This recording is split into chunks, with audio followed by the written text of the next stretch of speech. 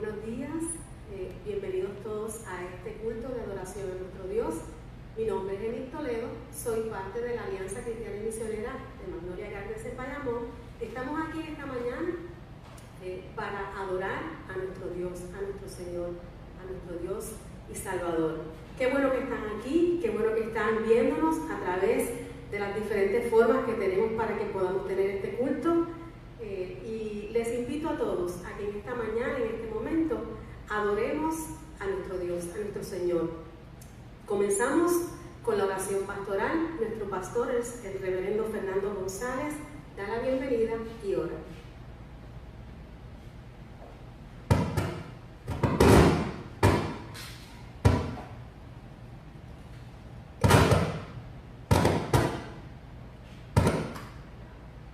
Que Dios les bendiga a todos. Vamos a comenzar en oración. Vamos a orar. El glorioso Señor, bendito Dios, estamos aquí en tu nombre y para tu gloria. Señor, toma el control. Hay situaciones que no están en nuestras manos. Tú eres Dios y a ti venimos a adorar. Te damos gracias, Señor, porque nos has convocado en esta mañana y estamos juntos a la distancia, pero en el Espíritu. Sigue cuidándonos, Señor. Sigue poniendo tu mano de protección y tu mano de bendición sobre cada familia, cada persona que nos está escuchando. Señor, recibe nuestra adoración en esta mañana y te pido, Dios, que seas tú, tu Santo Espíritu, hablándonos, tocándonos, poniendo lo santo, lo del cielo en cada uno de nuestros corazones para que nos transformemos a la altura del varón perfecto, para que se cumplan los planes tuyos en cada uno de nosotros. Te adoramos, Dios. Recibe de nosotros adoración. En el nombre glorioso de Jesucristo que oramos. Amén.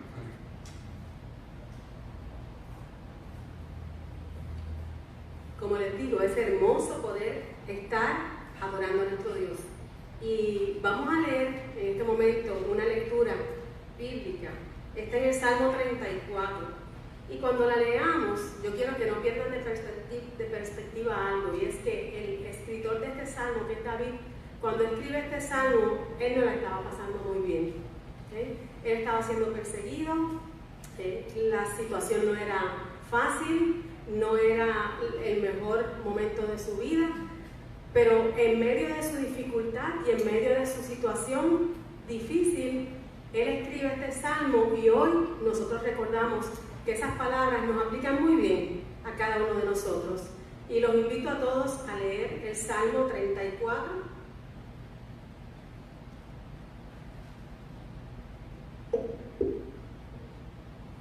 El cual dice así: Bendeciré a Jehová en todo tiempo, su alabanza estará de continuo en mi boca.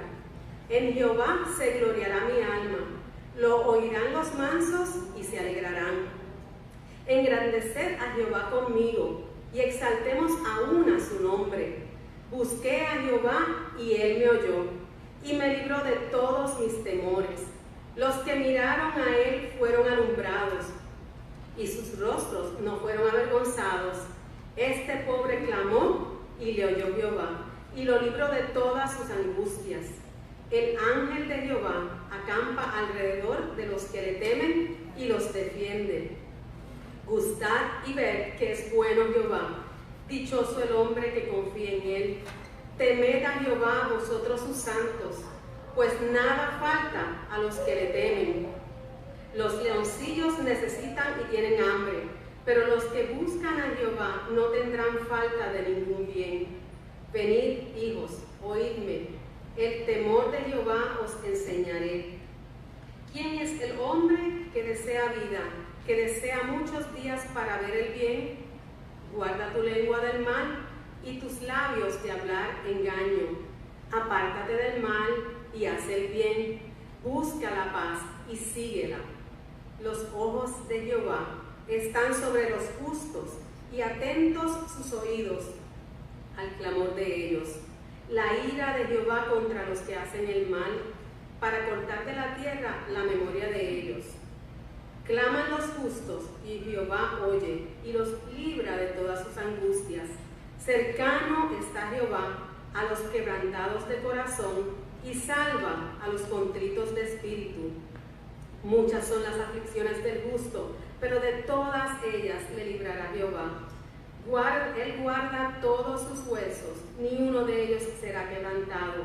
Matará al malo la maldad, y los que aborrecen al justo serán condenados. Jehová redime el alma de sus siervos, no serán condenados cuantos en él confían. Gloria a Dios, qué hermosa palabra que nos recuerda a nosotros que buscar a Dios es bueno, buscarlo en todo tiempo. Este es un buen tiempo para buscar al Señor, así que acércate al Señor, porque cuando somos de Él, Él tiene promesas y cuidado especial de cada uno de nosotros. Así que yo te invito a que en este momento, junto a nosotros aquí en la Iglesia Alianza Cristiana y Misionera de Bayamón, de Magnolia, adoremos al Señor y le digamos que tuyos somos, porque somos del Señor.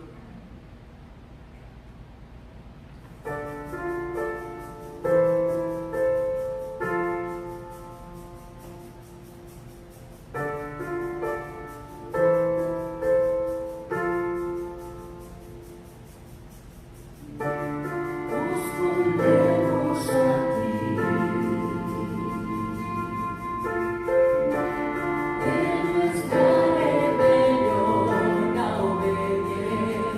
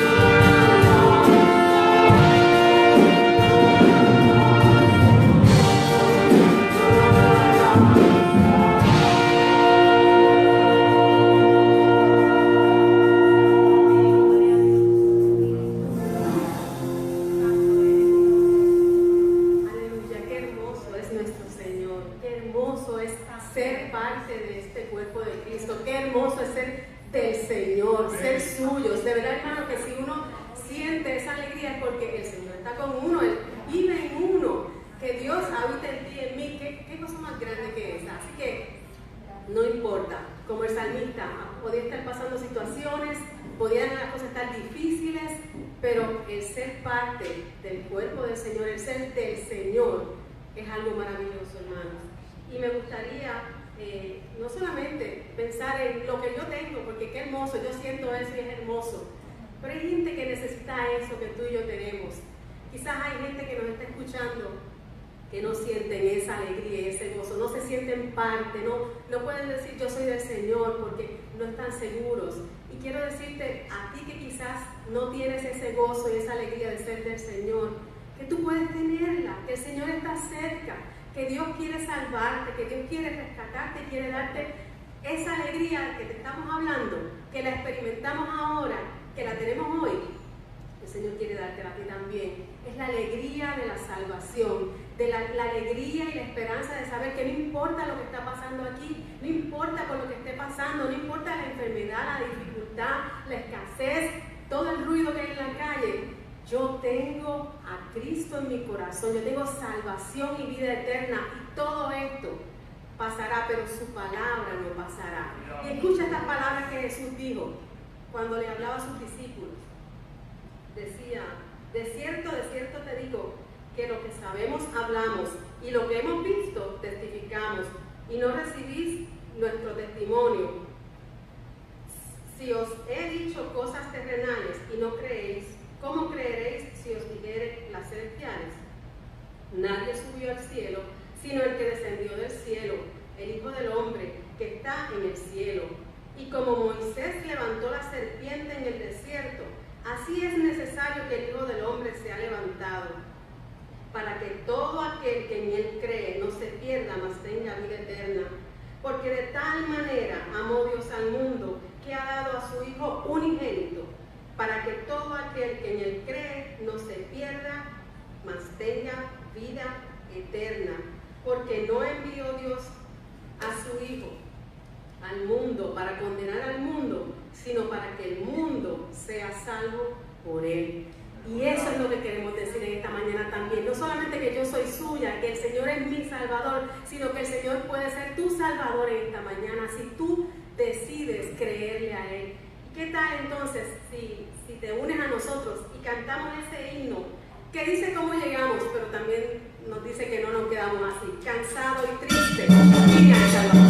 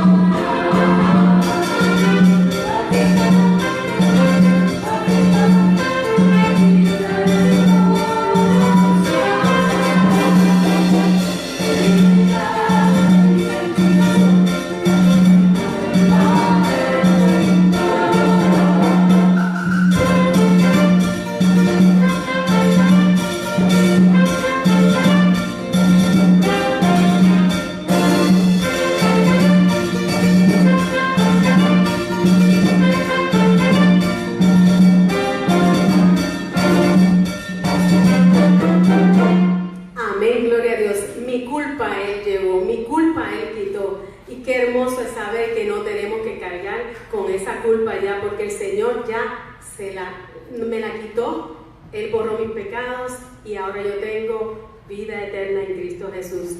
Te invito ahora a que sigas escuchándonos, sigas viéndonos. Ahora viene nuestro pastor con la predicación de la mañana.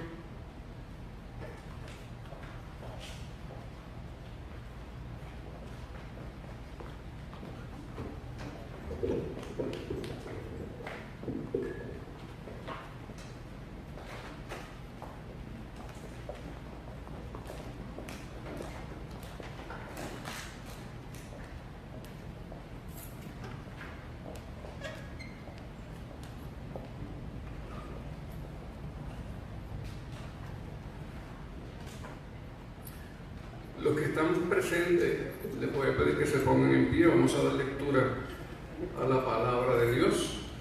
En esta mañana vamos a seguir en el Evangelio según San Marcos. Seguimos en el capítulo 12.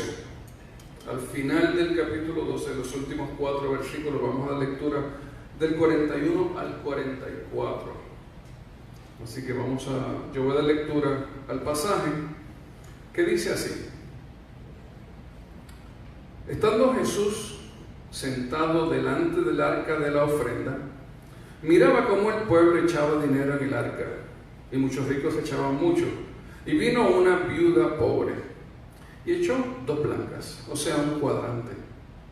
Entonces, llamando a sus discípulos, les dijo: de cierto os digo que esta viuda pobre echó más que todos los que han echado en el arca, porque todos han echado de lo que les sobra, pero esta, de su pobreza, echó todo lo que tenía, todo su sustento. Vamos a orar. Glorioso Dios, gracias por tu palabra. Y te pido, Dios, una iluminación especial para todo el que está escuchando tu palabra, para mí que la voy a compartir. Que sean tus palabras, Dios, las que lleguen a los oídos, las que echen raíces en el corazón. Y te doy gracias nuevamente porque estamos juntos contigo, escuchando tu voz al leer la palabra inspirada por el Espíritu Santo. En el nombre de Jesús. Amén. Amén.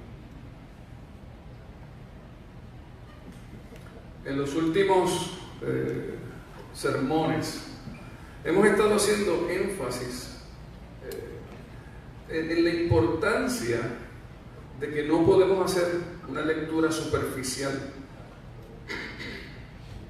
sobre los relatos que nos escribe el evangelista Marcos.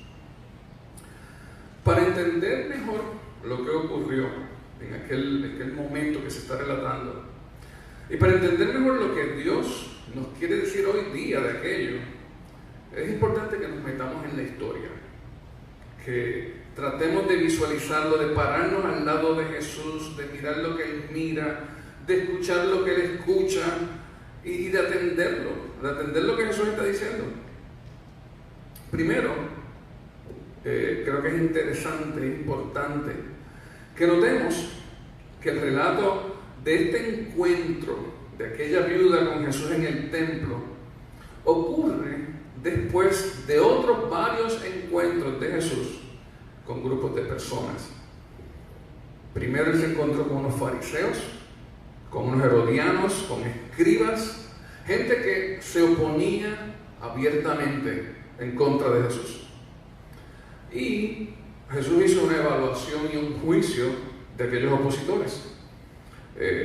Lo encontramos en el último versículo que predicamos el domingo pasado, cuando decía en Marcos 12:40 que devoraban las casas de las viudas y por pretexto hacían largas oraciones. Y entonces Jesús llega a esta conclusión, esta sentencia: estos recibirán mayor condenación, aquellos que devoraban las viudas. Esos que devoraban las viudas, todo este grupo opositor, son modelos religiosos, son falsos modelos, y de esos reciben juicio de Dios.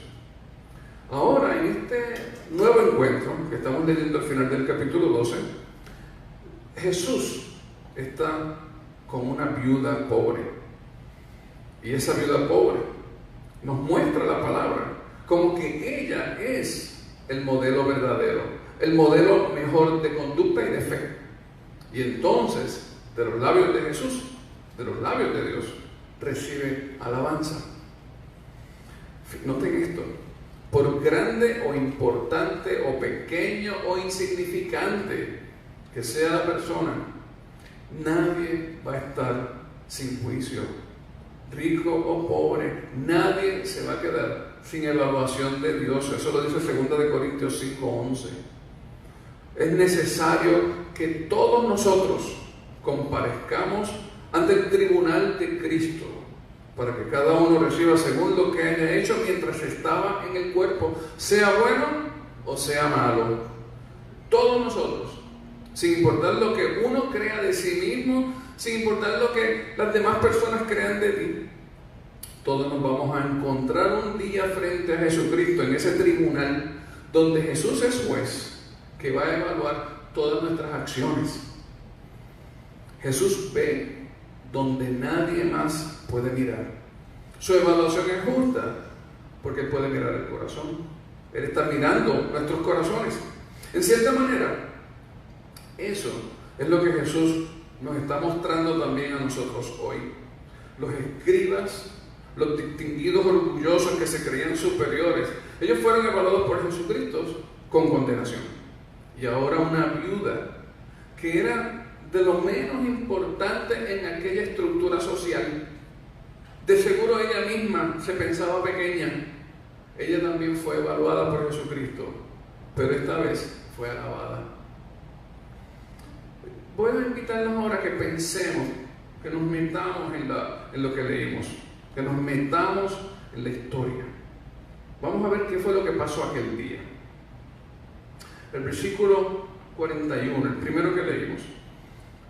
Marcos relata que Jesús estaba sentado delante del arca de la ofrenda. Dice así el versículo: estando Jesús sentado delante del arca de la ofrenda, miraba cómo el pueblo echaba dinero en el arca, y muchos ricos echaban mucho. Vamos a visualizarlo. Puedo hablar un poquito sobre el lugar específico donde Jesús estaba. Esto estaba ocurriendo en el templo de Jerusalén.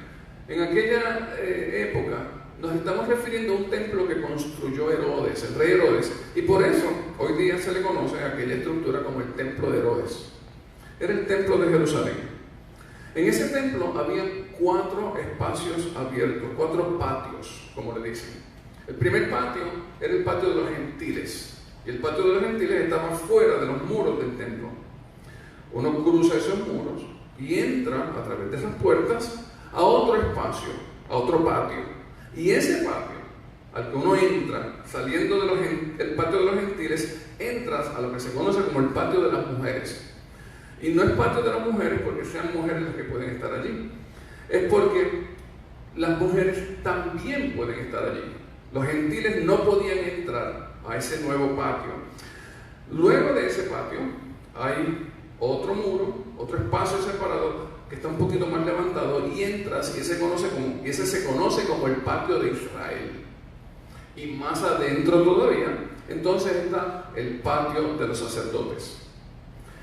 Lo que Jesús está hablando, describiendo, lo que Marcos nos ha escrito, ocurre en el patio de las mujeres. Ese patio de las mujeres, que es el primer espacio grande, y es un espacio grande, donde entra todo el pueblo de Israel, los judíos, está rodeado de unos parapetos. O sea que hay un muro, pero ese muro también tiene un espacio que le dan sombra alrededor. Si lo quisiéramos imaginar, algo así como el parque de Valleja, que tiene un espacio dentro en la plaza de Valleja, y alrededor hay unos espacios con sombra, algo así, pero más grande. Y entonces en esos parapetos, donde la gente puede estar allí, es donde típicamente los escribas y los rabinos enseñaban. Ellos se iban a esa sombra y allí venía la gente a aprender. Entonces, en esos espacios también habían 13 cofres, que los llamaban el cofre del tesoro, el cofre de la ofrenda. Habían 13 de ellos, y la gente ofrendaba en esos lugares. Ahí es donde está pasando lo que estamos leyendo en Marcos. Jesús, posiblemente con sus discípulos, estaba en ese lugar donde se enseña, y cerca de donde él estaba ese día enseñando, había uno de los 13 cofres donde se pone la ofrenda, esa arca de la ofrenda de la que habla Marcos. Y ahí entonces Jesús está mirando lo que está ocurriendo.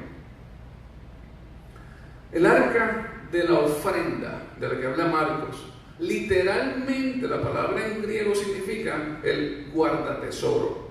Eso es lo que son esas arcas de ofrenda. Habían 13 a través de todo ese patio, y allí lo que la gente depositaba era el impuesto del templo y también ofrendas voluntarias. Con aquel dinero que se depositaba allí, con ese impuesto del templo, es que se pagaba la operación de todos los actos religiosos del culto en el templo de Jerusalén. La ofrenda, esa ofrenda que se recogía allí, también se le conocía como el impuesto del templo. El origen de ese impuesto del templo era de cientos años antes de la época de Jesús. En el libro de Nehemías relata cómo es que ocurre. 5 siglos antes, 500 años antes, cuando Israel fue liberado de Babilonia y regresan a Jerusalén, y los muros de Jerusalén están destrozados y el templo está en desorden, no están llevando a cabo los sacrificios, no está pasando el culto como tal.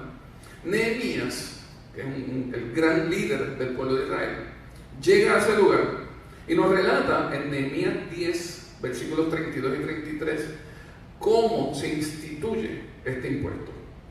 Nehemías 10:32 dice: nos impusimos además por ley. Noten que fue un acto voluntario.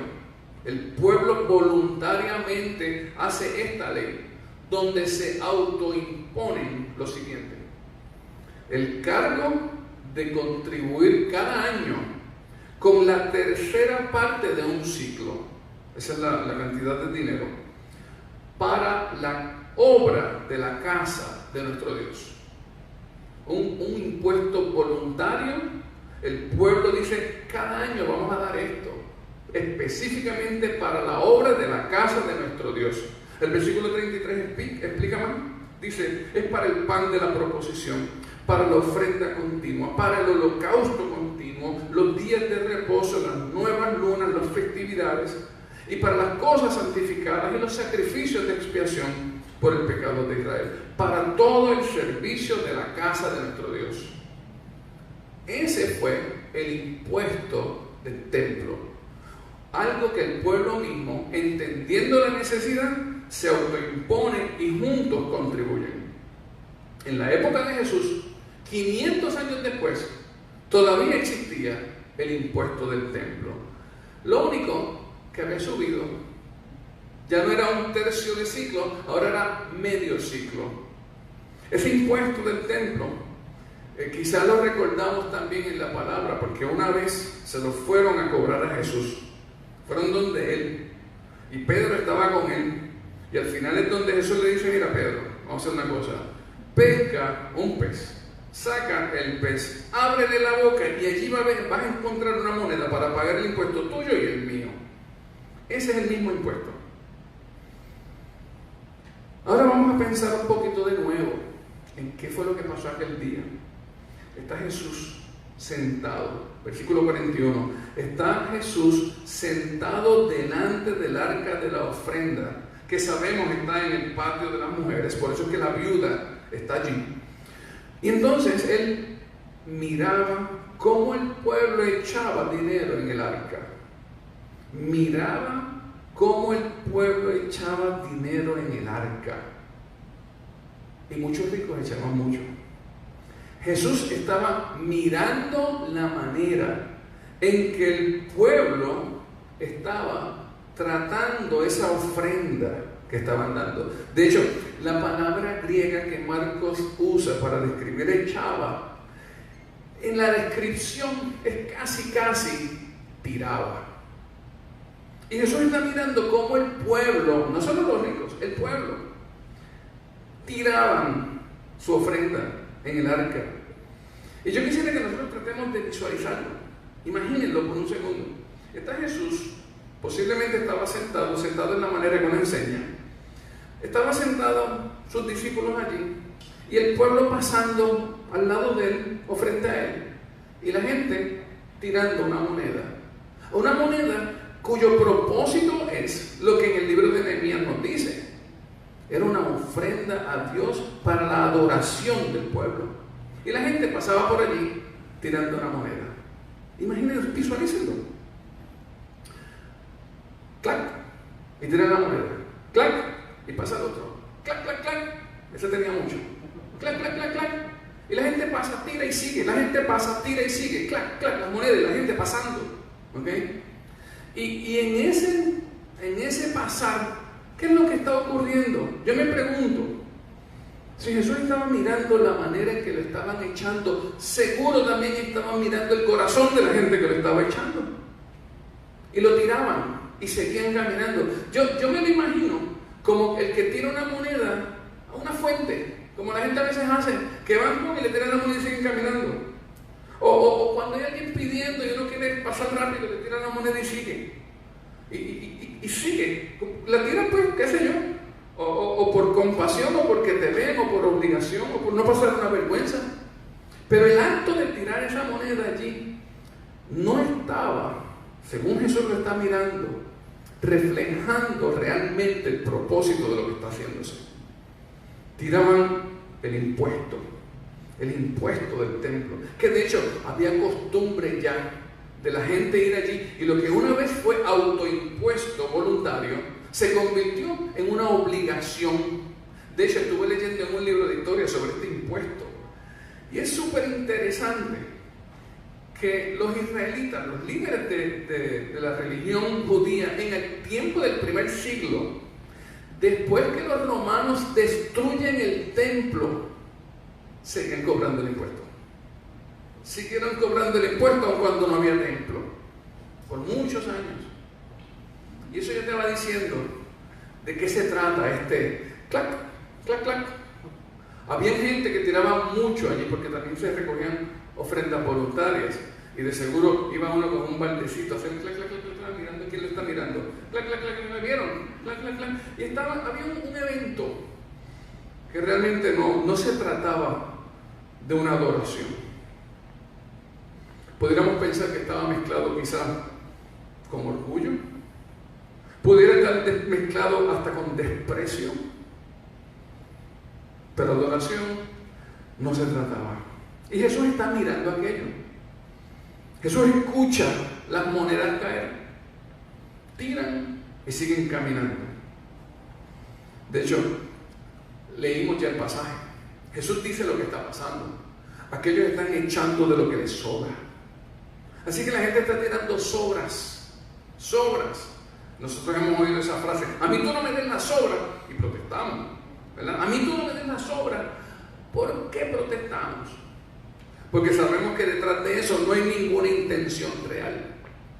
Detrás de tirar sobras no hay realmente una expresión de amor. Lo sabemos. Y la base, el fundamento de lo que es la adoración es el amor. Sin amor no hay adoración.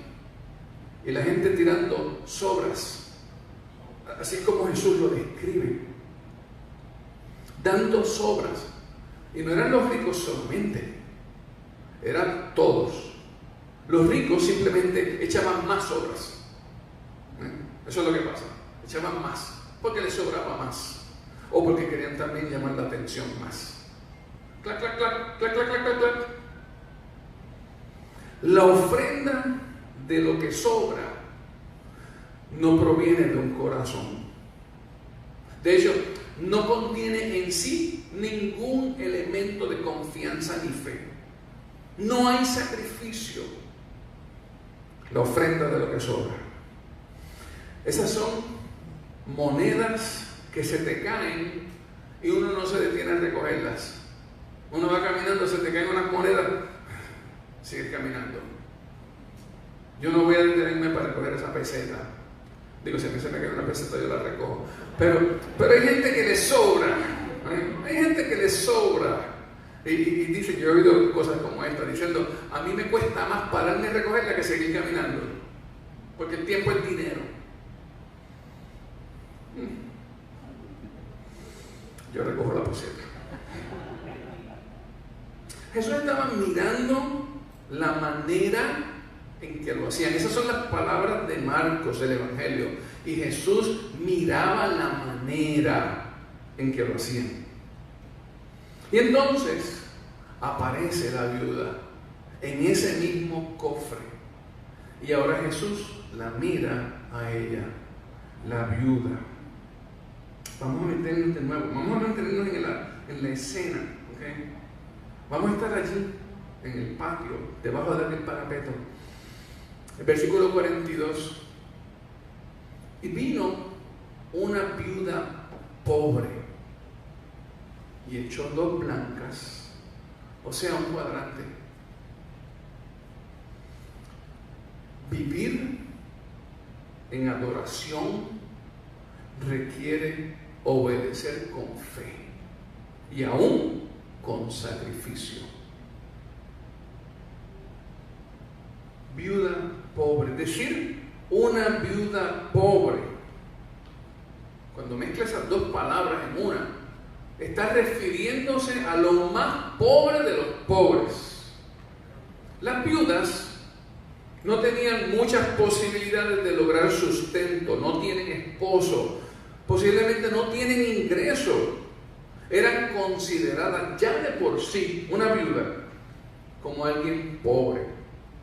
Pero esta, la que está describiendo ahora Marcos, y de hecho se repite el relato también en Lucas, la que están describiendo es no solamente viuda, que ya de por sí es pobre, ahora de entre las viudas es la más pobre.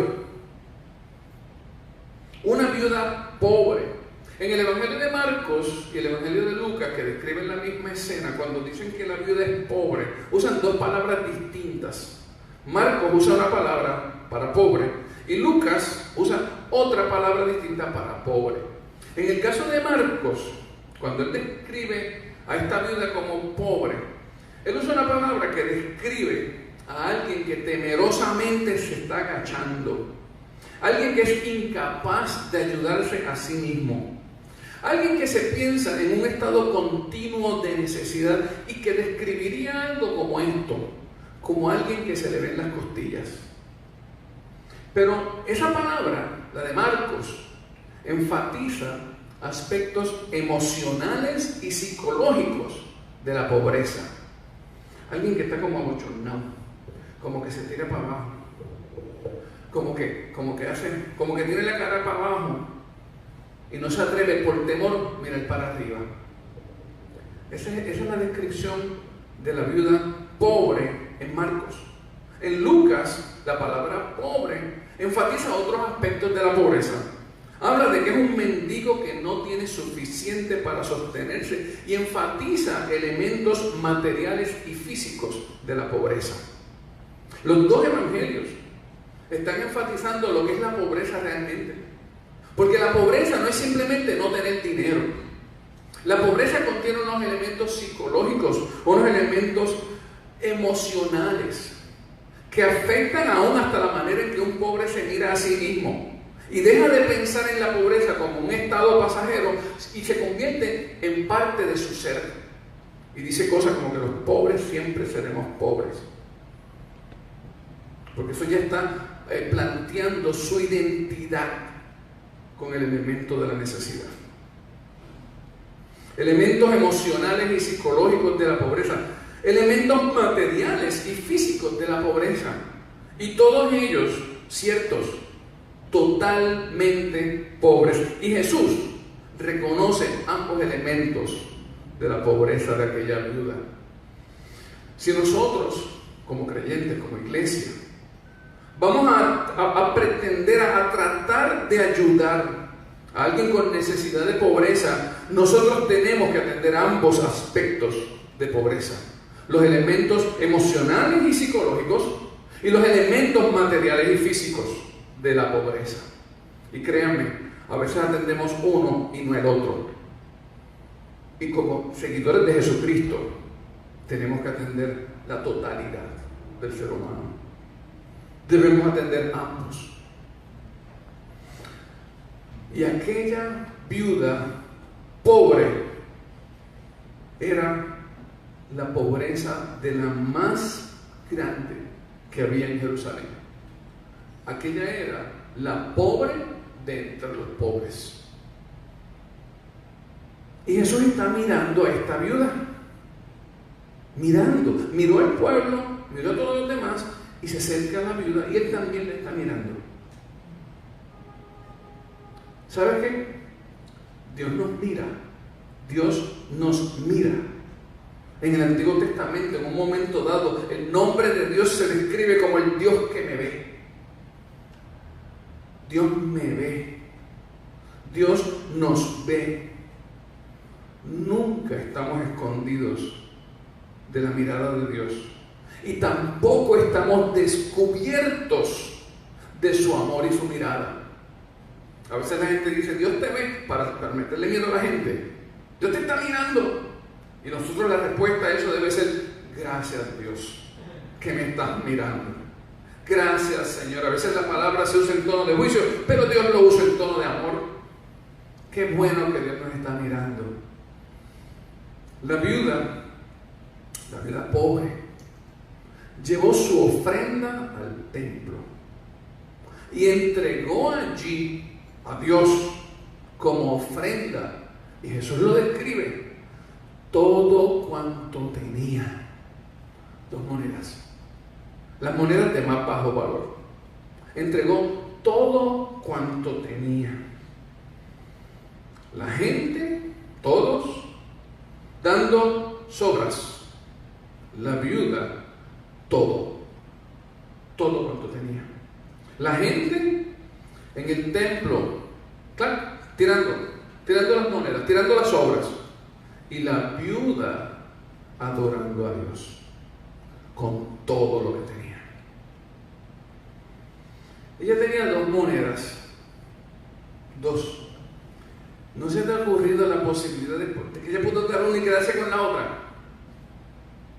¿No se te ocurre esa idea? Era pobre, ese era su sustento. Ella pudo dividirlo, empezar a negociar. Dios, vamos a encontrarnos en el medio, mitad y mitad. No, porque ella no estaba negociando con la adoración. Con la adoración no se negocia. Con el sacrificio no se negocia. Y ella entregó sus 2 monedas. Aquella viuda actuó como el que sabe que vivir en adoración requiere obedecer con fe y aún con sacrificio. Y Jesús nos dice en el Evangelio que evaluó también a la viuda. Y entonces dice lo siguiente, los versículos 43 y 44. Dicen así: entonces, llamando a sus discípulos, les dijo: de cierto os digo que esta viuda pobre echó más que todos los que han echado en el arca, porque todos han echado de lo que les sobra, pero esta de su pobreza echó todo lo que tenía, todo su sustento. La palabra que usó Jesús es una palabra que dice que no es que ella echó más que cualquiera, que ella, lo que dice es que ella echó más que todos juntos. Ella echó más que todos juntos. Y entonces Jesús explica por qué. ¿Por qué es que esta mujer echó más que todos juntos? Porque en el cielo aquella ofrenda se mide distinta y se evalúa como superior a la que todo el pueblo que estaba aquel día allí. Jesús no estaba criticando a los ricos por ser ricos. Jesús no estaba criticando a los ricos por hacer ofrendas. No. Él está mirando el corazón. Él está mirando el corazón. Y había uno que echaba la sobra. Y vino esta mujer y hecho un sacrificio de adoración. Un sacrificio de adoración. ¿Sabes que sin sacrificio no hay adoración real? Sin sacrificio no hay adoración real. Ofrendar es un acto de adoración cuando viene contenido con la fe. Aquella mujer puso la fe a operar, y la puso a operar en lo más fundamental de la vida. Ella, en aquel momento, evaluó si comer es más importante que adorar. Eso fue lo que pasó en aquel momento. Jesús miró el corazón y dijo, entregó su sustento. Cuando aquella viuda llega al arca y tiene esas 2 monedas, ella evalúa y dice, aquí llegué yo a adorar a Dios. Y esta ofrenda es lo que me toca.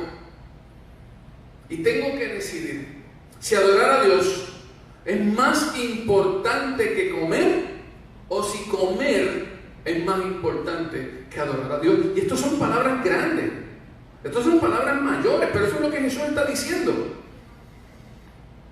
Y ella dio lo que tenía para comer, y no lo dio en trueque. ¿Okay? No dijo, déjame darle a Dios aquí para recibir después yo más. No, eso no está en esta ecuación en ningún sitio. Esas son palabras de teologías falsas y mentirosas que se predican en un mundo avaro. ¿Okay? Hay un mundo avaro que ha conseguido predicadores que predican ese tipo de mentira.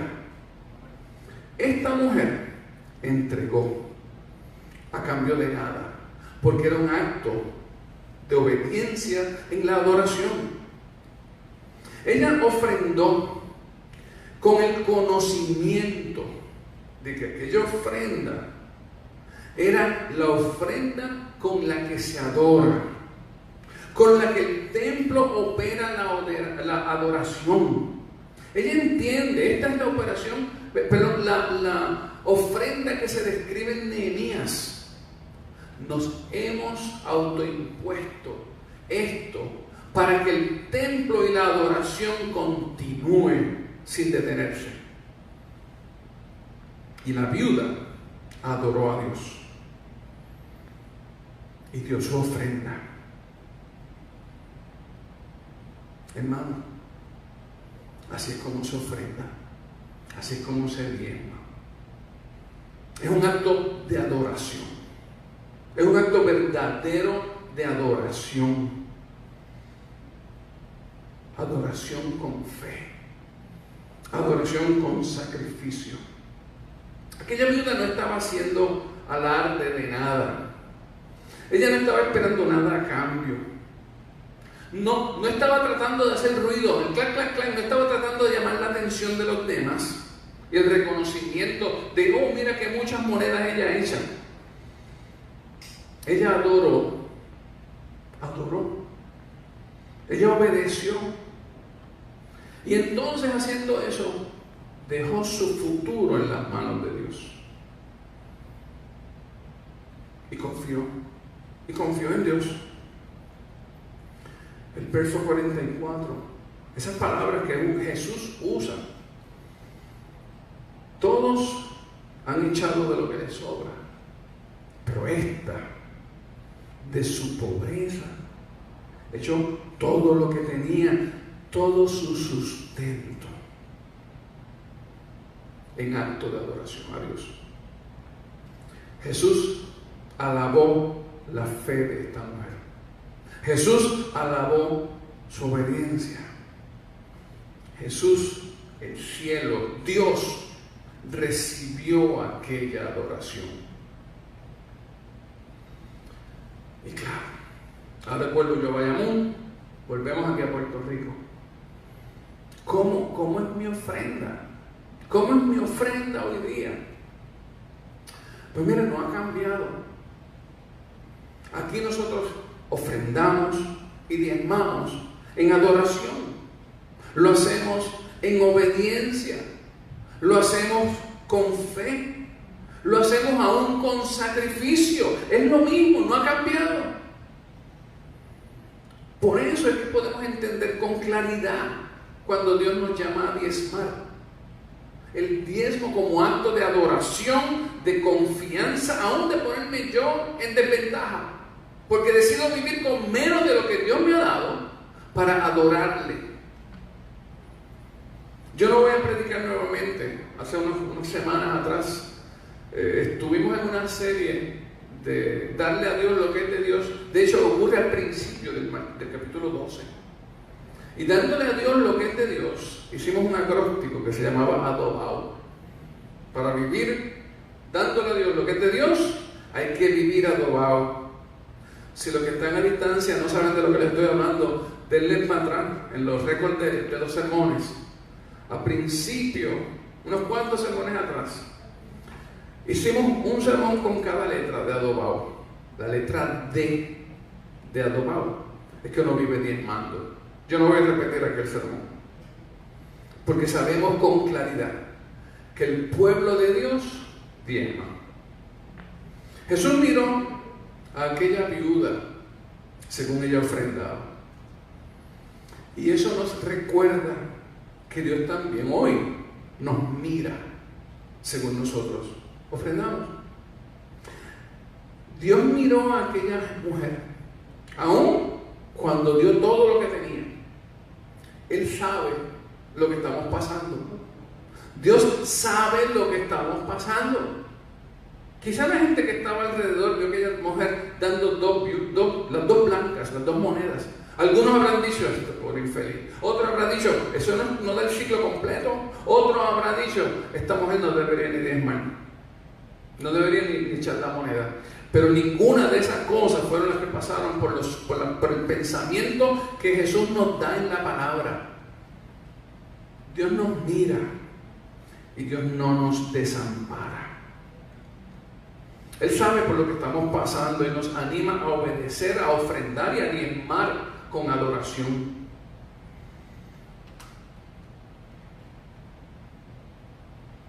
¿Sabes otra cosa que a mí me recuerda este pasaje de aquella viuda pobre? Es que no hay ninguna excusa para no diezmar y ofrendar. Miramos a Jesús frente a la viuda y nosotros queremos hacer lo mismo: adorar en obediencia, adorar en fe. El Evangelio, interesantemente, no nos dice qué fue lo que Jesús hizo después de este evento. No nos dice qué fue lo que la viuda hizo. No nos dice qué le pasó después de este momento en que ella da su sustento. Lo que pasó después lo deja el Evangelio como un blanco que no está escrito. Nos lo deja a la imaginación, nos lo deja a nuestra reacción. Pero ¿sabes lo que yo creo? Es que aquella mujer actuó en fe y esa fe fue correspondida. ¿Obedecemos o no obedecemos? ¿Y cómo se llenan los blancos después de que lo hagamos? Eso es asunto de Dios. Pero Dios, hablando en complacencia de lo que ella ha hecho, aunque no nos dice lo que ha pasado, yo tengo certeza en el corazón de que aquella mujer no pasó hambre, de que Dios la atendió. Obedecemos, pero no a cambio de algo. Por eso es que se dejó sin completar. Porque pudiéramos empezar nosotros a hacer cálculos financieros. ¿Y cuánto sacó después de las dos blancas? Y empezamos a hacer esta teología enferma. Lo dejó en blanco, no lo llenó. Porque depositamos en Dios nuestra confianza. De que si bien Él sabe el corazón mío, según yo obedezco en adoración, Él sabe también mi necesidad. Y siempre Él ha provisto. Yo estoy seguro de que aquella mujer no pasó hambre. Dios es Dios proveedor. Por eso otro nombre de Dios es Jehová proveerá. Jehová Jireh. ¿Han visto eso? Jehová Jireh. Todo el mundo sabe lo que es Jehová Jireh, porque Jehová proveerá. Ese es el nombre de Dios. Ese es uno de los manera en que Dios se describe a sí mismo, el carácter de Dios, es que Él provee. A nosotros nos toca ofrendar y adorar con corazón sincero, con fe y aún con sacrificio a Dios. Dios es el que bendice y que provee. Nosotros adoramos y obedecemos. La manera en que Jesús le pone valor a la cantidad de la ofrenda de la viuda es muy distinto a la manera en que los tesoreros de aquel tiempo le ponían el valor. Ellos abrían el arca y contaban, pero Jesús no estaba contando el dinero. Jesús estaba mirando la dedicación del que puso la ofrenda, el sacrificio y el corazón del que da la ofrenda.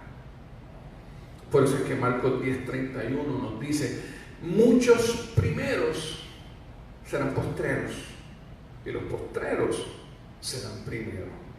Muchos de los primeros, los grandes, los que se sentaban al frente, los que tenían las patolas, los que hacían las oraciones largas, los que buscan reconocimiento, eso, cuando estemos ante el tribunal de Cristo y se sepa lo que es cada uno, serán los postreros, porque Dios mira el corazón.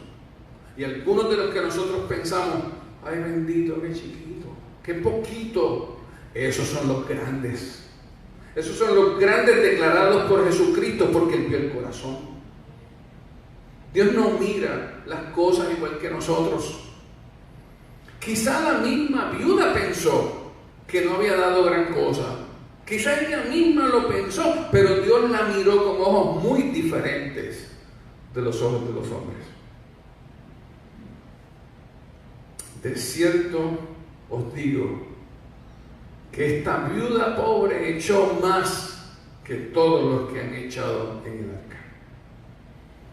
Dios miró su ofrenda no por la cantidad de dinero que dio, sino que la miró viendo el corazón de ella, con cuánto ella se quedó, porque todos los demás estaban echando de lo que sobra.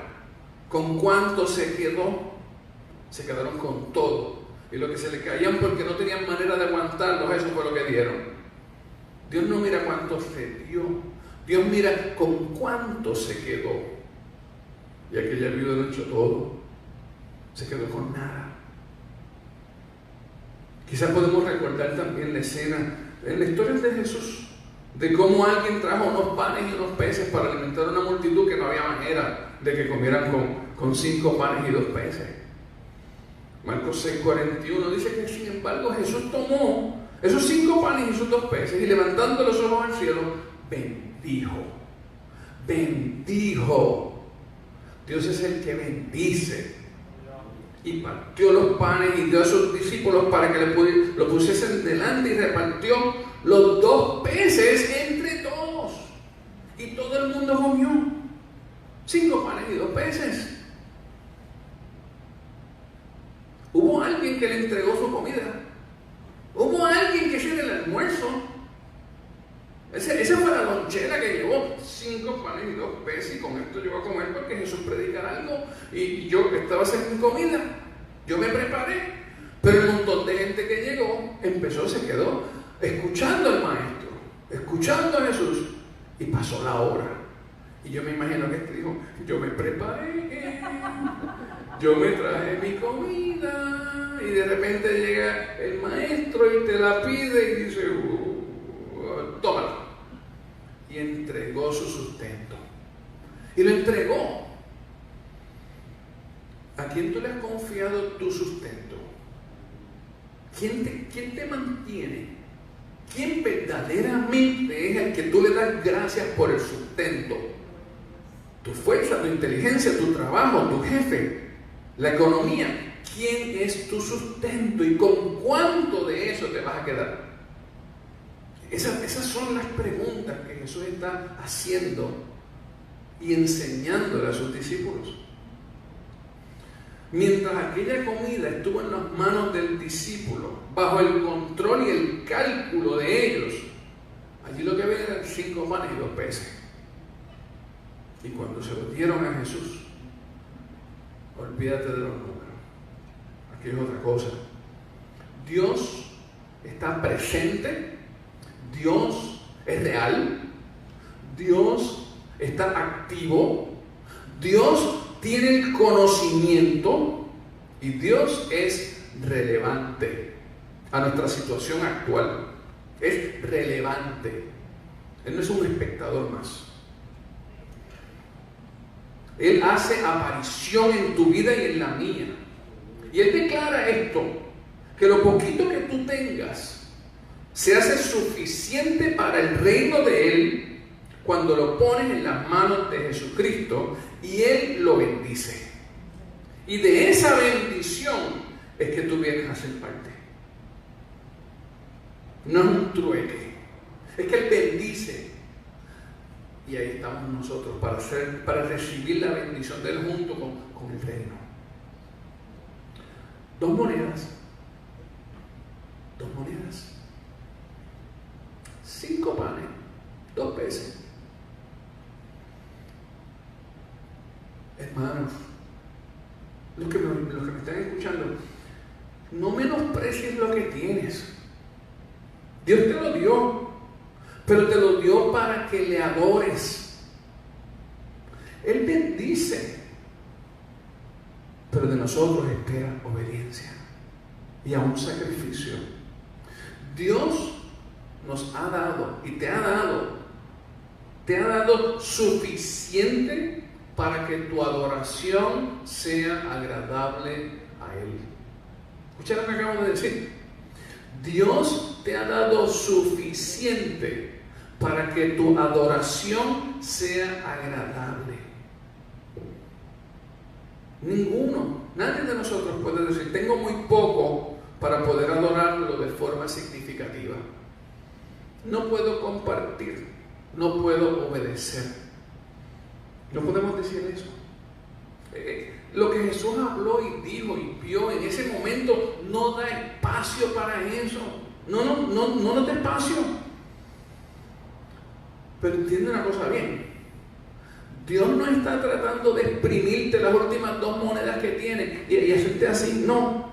¿Sabes qué? Pero sí tenemos que ser exprimidos de la falta de fe.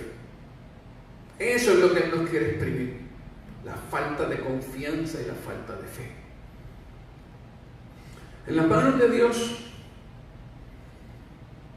si vivimos en el Espíritu, nuestra imaginación se puede convertir en un lienzo donde Él describe un plan de avivamiento mientras nosotros le adoramos con lo que tengamos.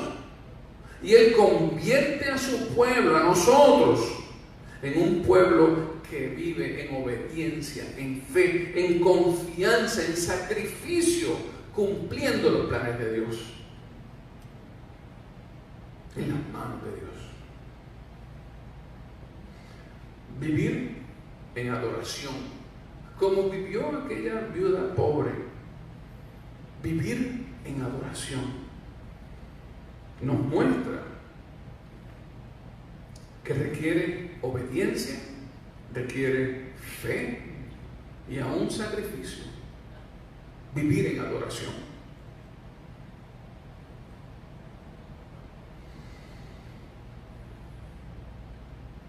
No es el momento de darle a Dios de lo que nos sobra. Ese nunca ha sido el plan de Dios. Nunca. Lo que nos sobra no es adoración. Pero es el momento de obedecer en fe. De atreverse a confiar. Eso es lo que nos ha llamado Dios. Cree en mí. Si nosotros decimos no tengo para adorarte, le estamos diciendo Dios mentiroso. Le estamos diciendo mentiroso. La adoración es darnos, no es dar lo que sobra. No es ceder a la presión del grupo y tener que buscar las monedas y tirarlas clac, clac, clac, para que todo el mundo me vea que la eché. Miren, y la tiro duro. Clac, se dieron cuenta, la eché. No es ceder a la presión del grupo. Tampoco. Es vivir reconociendo la bondad de Dios. Reconociendo lo que tengo, poco o mucho, es bondad de Dios. Y yo le pertenezco a Él. y le adoro. No se puede adorar si no hay amor. No se puede. No se puede adorar si no hay contentamiento en el corazón. No se puede adorar si no tenemos confianza en quien Dios es verdaderamente. Vivir en adoración requiere obedecer en fe. Tener a Dios confianza y adorarle aún haciendo sacrificio. Aún haciendo sacrificio. Jesús llamó a sus discípulos y les dijo: miren a la viuda pobre. Mírenla. Miren a la viuda pobre. Aquí hay algo que yo les quiero enseñar. Miren a la viuda pobre. Si no había algo que aprender, Jesús nunca nos hubiera mandado a mirarla.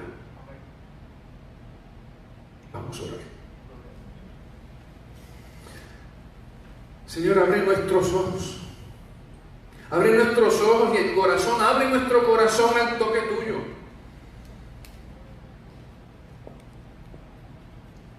Que te creamos, Dios. Que confiemos en ti. Que no te llamemos mentirosos. Que nos atrevamos en amor hasta aún hacer sacrificio por tu glorioso nombre. Que el mundo te conozca para mantener, Dios, la obra de adoración y cumplamos nosotros nuestra parte. Te adoramos, Dios, te adoramos. Es adoración, fruto de amor, acto de fe, un evento de confianza y quizás hasta de sacrificio. Te adoramos, Dios, el Dios que me ve, el Dios que provee. Tu nombre es glorioso. Y por eso es que oramos, Dios, en el nombre de Jesús. Amén.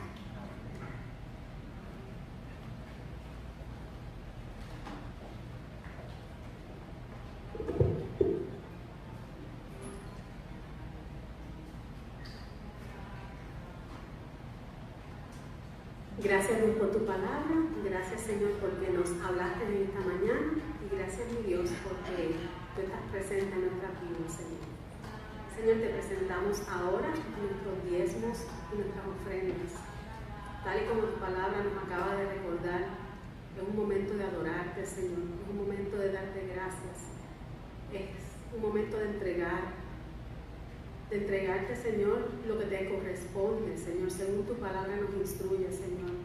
Pero más allá de eso, Señor, es un momento de entregarte toda nuestra vida, Señor. Y decirte todo lo que tenemos, todo lo que somos es tuyo, Señor. Gracias por lo que nos has dado, Señor. Ayúdanos a tener corazones agradecidos a ti, Señor, por todas tus bendiciones, que son tantas. Gracias, mi Dios, porque tu sacrificio fue tan grande en la cruz, que ningún sacrificio nuestro va a ser, ni siquiera se puede comparar con el tuyo, y tú lo hiciste con amor. Así que enséñanos, Señor, también a que nuestros sacrificios sean con amor, como dijo el pastor. Tenemos que tener amor, amor a ti, Señor, amor a tu obra, Señor. Te pedimos, Dios, que todo este momento de adoración sea agradable a ti, Señor. Amén. Nos preparamos en este momento para ofrendar. Más adelante, ¿verdad? Usted va a ver cómo puede ofrendar, los métodos que tenemos disponibles. Así que les instamos a que, agradecidos a Dios, le demos a Él lo que a Él le corresponde. Cantamos todos.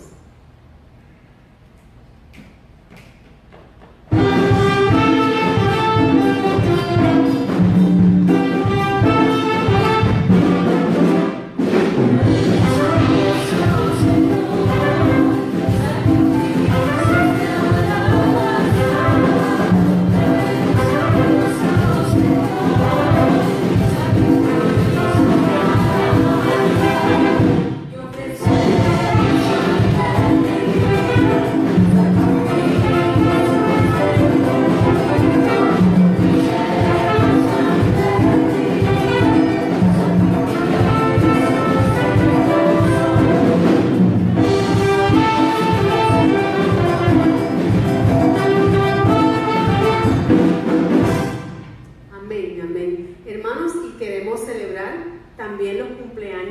aniversarios de nuestros queridos hermanos en la iglesia. Y hoy estamos celebrando, ¿verdad? En esta semana, mejor dicho, el cumpleaños de Nancy Santana, hija, el de Jocelyn Rodríguez y el de Lizzy Morales. Y también estamos celebrando el aniversario de nuestros hermanos Ismael Villegas y Henry Ferrus. Y a todos ellos les decimos felicidades.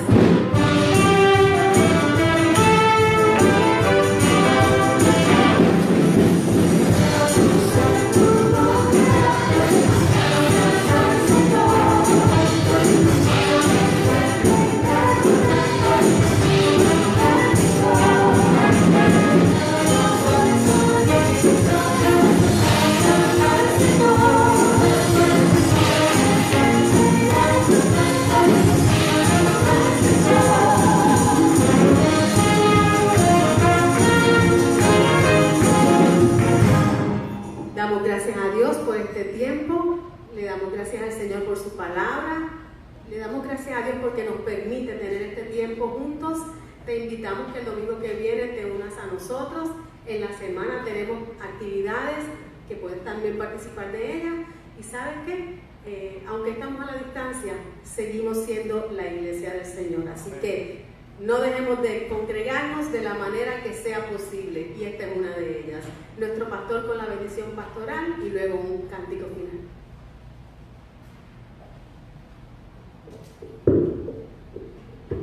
Oramos.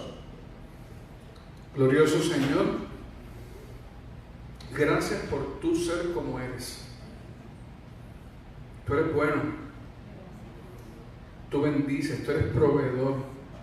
Tú nos miras, tú nos cuidas, tú nos enseñas, nos corriges, nos muestras el camino que te agrada. No nos dejas solos.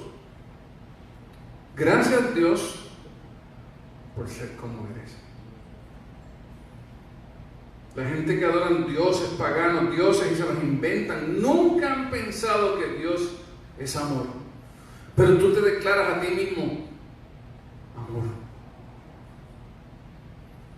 Ellos tratan de complacer dioses caprichosos, pero tú eres el Dios que da vida. Tú eres el Dios que nos pasas de muerte a vida. A cambio de nada, por simple amor. Por eso, porque tú nos amas, es que te amamos.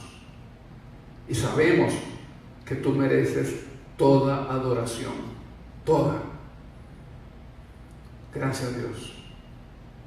Y aquel que es poderoso para guardarnos sin caída y presentarnos sin mancha delante de su gloria con gran alegría. Al único y sabio Dios nuestro Salvador, a Él sea gloria y majestad, imperio y potencia, hoy y por todos los siglos.